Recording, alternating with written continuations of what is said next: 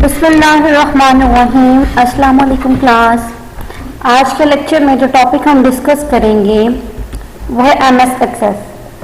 अपने पिछले लेक्चर्स में हम डेटाबेस मैनेजमेंट को डिस्कस किया था। डेटाबेस मैनेजमेंट डाटा स्टोर करते हैं टेबल्स की फॉर्म में। एमएस एक्सेस बेसिकली सॉफ्टवेयर है जिसमें हम डाटा स्टोर कर रहे हैं, जो डेटाबेस का ही सॉफ्टवेयर है। इसमें भी डाटा टेबल्स की ही फॉर्म में डिस्कस किया जाता है। सो आज के लेक्चर में हम इसे ये सीखेंगे कि एमएस एक्सेस में डाटा किस तरह स्टोर किया जाता है, कैसे क्रिएट किया जाता है टेबल्स की फॉर्म में, क्यूरीज क्या होती हैं। बेसिकली इसका सिंपल ओवरव्यू लेंगे और डाटा स्टोर करना इसमें सीखेंगे। सो अपना लेक्चर स्टार्ट करते हैं। जैसे कि अभी हमने बात किया कि माइक्रोसॉफ्ट क्या है, डेटाबेस सिस्टम है, यानी आप इसमें डाटा स्टोर करते हो। तो it's one of the most powerful and popular database management system में सबसे ज़्यादा यूज होता है डाटा स्टोर करने के लिए सॉफ्टवेयर, वो माइक्रोसॉफ्ट एक्सेस है। बहुत से स्कूल्स, कॉलेजेस, एकेडमीज वगैरह अपने स्टूडेंट, टीचर्स वगैरह का रिकॉर्ड मेंटेन करने के लिए, डाटा स्टोर करने के लिए माइक्रोसॉफ्ट एक्सेस को यूज़ करते हैं। इसके डिफरेंट फीचर्स हैं, बिल्ट इन फीचर्स हैं इसके, जो हेल्प आउट करते हैं यूज़र को कि वो डाटाबेस को कंस्ट्रक्ट कर सके, यानी अपना डाटा स्टोर कर सके। और उस क्योंकि आप डाटाबेस में ऑब्वियसली इंफॉर्मेशन स्टोर कर रहे हो, इंफॉर्मेशन के व्यू करने में भी हेल्प आउट कर रहा होता है। इंफॉर्मेशन का व्यू बहुत इजी होता है, इजी फॉर्मेट है इसको अंडरस्टैंड करना, इंफॉर्मेशन क्रिएट करना। आपको याद हो तो लास्ट लेक्चर्स में हमने जब डाटाबेस कर रहे थे, हमने डाटाबेस के 3 मॉडल पढ़े थे, हायरार्किकल मॉडल, नेटवर्क मॉडल और रिलेशनल मॉडल पढ़ा था। तो माइक्रोसॉफ्ट एक्सेस क्या है, वो रिलेशनल डाटाबेस मैनेजमेंट सिस्टम पे काम करता है, यानी थर्ड वाले मॉडल पे काम करता है। इसमें आप इंफॉर्मेशन को स्टोर कर सकते हैं, large amount of information you can store. उसको मैनिपुलेट भी कर सकते हैं, उसको आप एडिट कर सकते हो, डिलीट कर सकते हो, अपडेट कर सकते हो। इंफॉर्मेशन को जैसे चाहो आप मैनिपुलेट कर सकते हो। इसका जो ग्राफिकल इंटरफेस है बहुत इजी है, अंडरस्टैंडेबल है और हेल्प करता है कि आप टेबल क्रिएट कर सको, क्यूरीज लगा सको, फॉर्म या रिपोर्ट बना सको।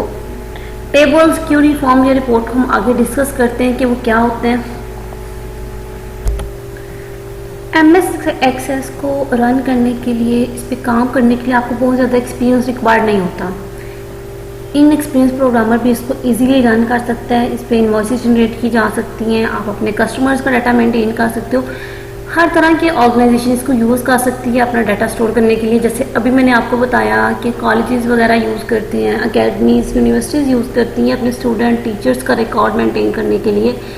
इसी तरह डिफरेंट बिजनेसेस अपने कस्टमर का डाटा मेंटेन कर सकते हैं, अपने लेजर्स अकाउंट मेंटेन किए जा सकते हैं, इन्वेंट्री की लिस्ट बना सकते हैं रिलेशनल डाटाबेस या एमएस एक्सेस को यूज़ करते हुए। और आप जो रिकॉर्ड मेंटेन करोगे उसे अपडेट कर सकते हो, इजीली अपडेट किया जा सकता है, उसको चेंज की जा सकती है इंफॉर्मेशन को डिफरेंट वेज में। अगर माइक्रोसॉफ्ट एक्सेस के बेनिफिट की बात करें जो आप इसको यूज़ करते हुए कर सकते हो, तो हमने कहा एक तो डाटाबेस क्रिएट करना बहुत ज़्यादा इजी होता है, स्ट्रक्चर इसका अंडरस्टैंडेबल होता है, प्रोग्रामिंग इसकी इजी होती है, डिफरेंट कॉमन स्टैंडर्ड यूज़ करते हैं जो हेल्प आउट करता है कि आप इजीली काम कर सकते हो। ये एसक्यूएल और ऑब्जेक्ट यूज़ करता है। और सबसे बड़ा जो इसका बेनिफिट एमएस एक्सेस का है कि इससे रिडंडेंसी बहुत कम हो जाती है।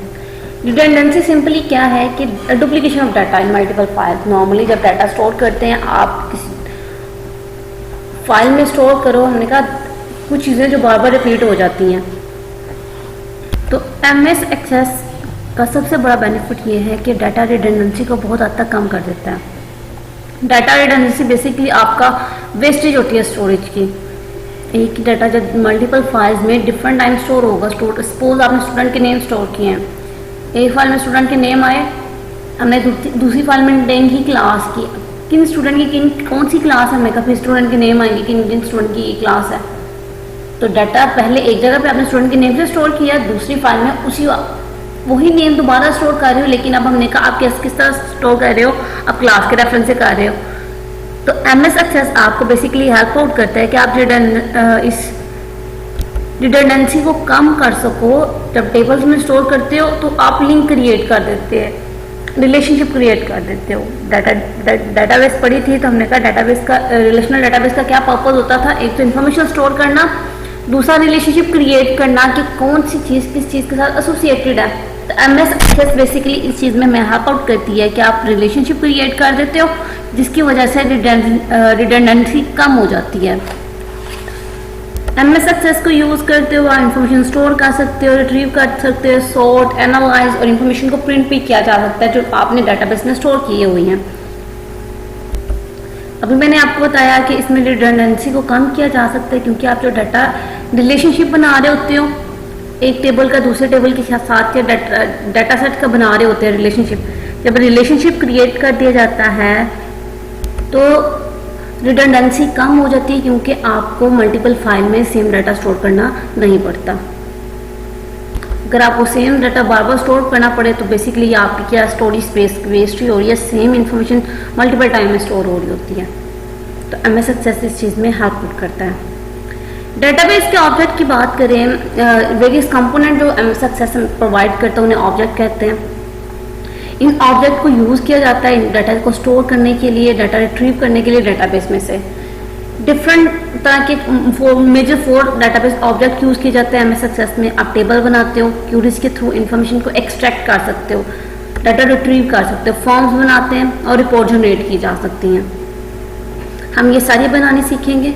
सबसे पहले टेबल्स क्या होता है डेटाबेस में, मोस्ट इम्पोर्टेंट ऑब्जेक्ट होता है ये डेटाबेस का। टेबल जो होता है, टेबल में हमने अगर आपको याद हो तो पिछले लेक्चर में हम टेबल में ही डाटा स्टोर किया था जब हमने ERD डायग्राम बनाई थी, एंट्री रिलेशन डायग्राम, और डायग्राम बनाने के बाद हमने डाटा टेबल्स की फॉर्म में स्टोर किया था। तो टेबल बेसिकली क्या होता है, ये collection of rose and column होता है।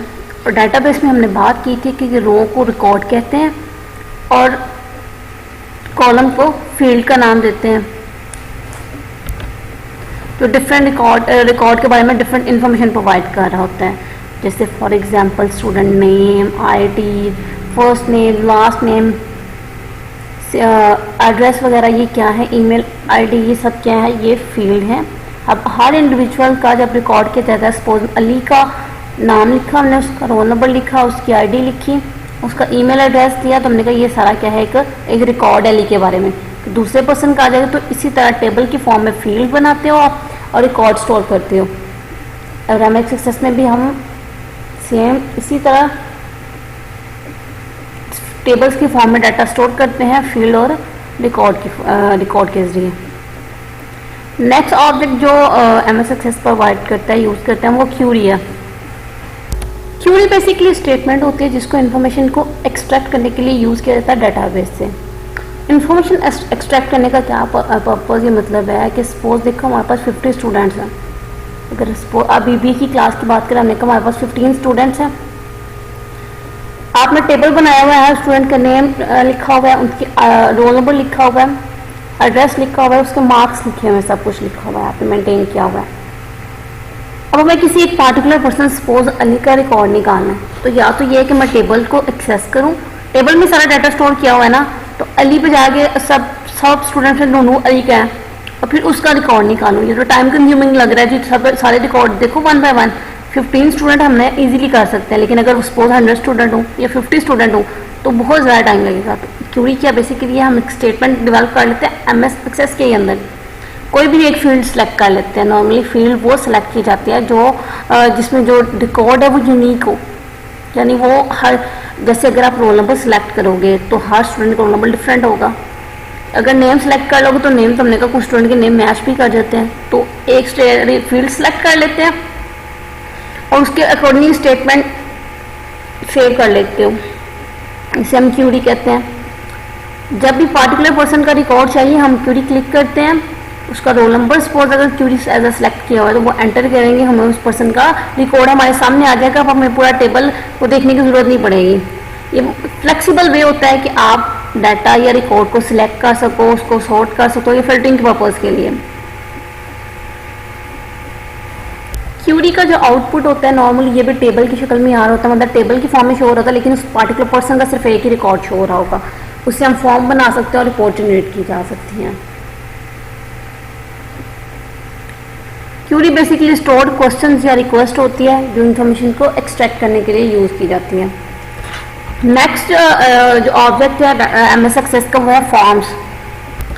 फॉर्म को नॉर्मली यूज़ किया जाता है डेटाबेस में डाटा एंटर करने के लिए, डाटा को एडिट और व्यू करने के लिए। डेटाबेस में से आप फॉर्म को यूज़ करके अपने डाटा को ऐड कर सकते हैं, फर्दर डाटा अपडेट कर सकते हो, डिलीट कर सकते हो रिकॉर्ड को अपने टेबल में से।